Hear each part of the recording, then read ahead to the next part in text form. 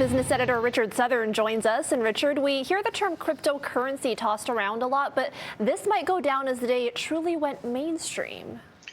Yeah, so there's a company called Coinbase, Erica, and they have an app you can download on your phone or you can use it on your computer. And it's basically a way for you to buy all different types of cryptocurrencies. And Coinbase has, since its founding in 2012, become the biggest marketplace to buy and sell crypto, things like Bitcoin and Ethereum and all that. So Coinbase today went public on the Nasdaq, and wow, instantly, Erica, becoming one of the biggest publicly traded companies in the United States. The stock closed at $328. It did close 14% below the opening price, but it still has a market cap of $95 billion.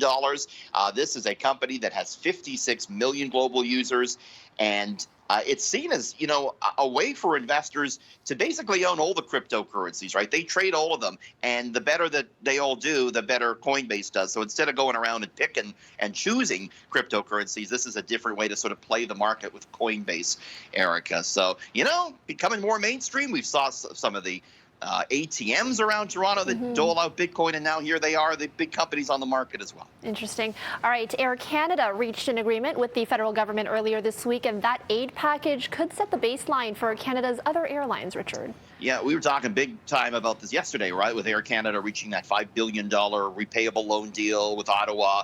Ottawa as well taking an equity stake in Air Canada. But that's just Air Canada, right? This has nothing to do with any of the other airlines. So they're going to need aid packages as well, we think. They're probably in worse shape, some of them, like Porter, which hasn't flown a single flight since March of last year.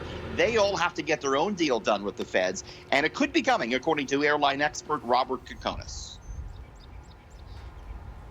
I think we're going to see a deal next for Transat, followed very closely by something for WestJet, and I think something will come along as well for Porter and for Sunwing. But we don't know yet, will there be any additional money or funding for Canada's smaller regional carriers? Many of them proportionally have suffered immeasurably as well, not to mention the nation's airports. Air Canada, Erica, fell another 2.5% on Bay Street today. And finally, a term you see in many real estate listings is being phased out. Yeah, the term master bedroom is going to be replaced here in the GTA with the term primary bedroom.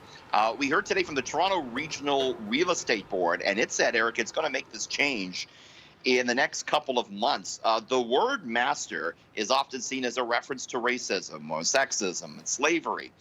The board of directors at the Toronto Regional Real Estate Board said the change is coming on the recommendation by one of its diversity and inclusion committees. The Canadian Real Estate Association already made this switch last year in October.